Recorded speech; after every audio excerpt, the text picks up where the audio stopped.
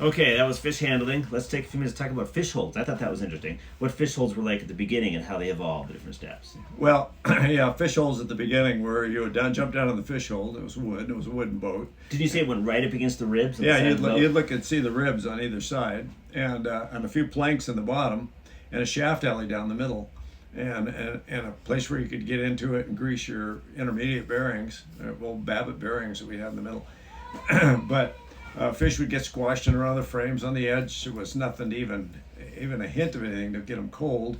Then and people started building and these on the wooden boats, on the Clare boats, they started building a plywood fish hold and fiberglassing with white fiberglass, and that was interesting because most fish holds in the very bottom of the fish holds would have. It's weird to tell, but this is the way it was. Yeah. There'd be a Playboy centerfold in the bottom of the fish hold. It would be clear. I guess the incentive was to hurry up and get the fish unloaded so you could look at that picture. Right. I'm not sure what the deal was. Right. But anyway, that was the beginning of plywood fish holds. But the downside was that there was a moisture trapped in between the sides of the hull and the inner and the skin of the fish hold, and the boat started rotting out. The frames would rot out. It would get wet, moldy, and eventually the wood would rot. So there was no way to ventilate it. So that was an issue with the wooden boats. Steel boats, aluminum boats, which is pretty much the norm. Fiberglass boats are normal now.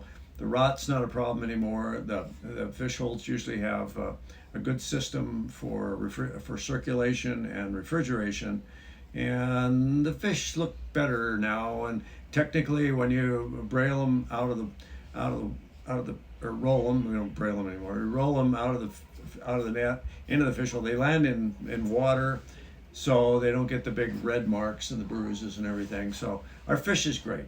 I just, the big hope would be that the price would match, that the quality has gone up.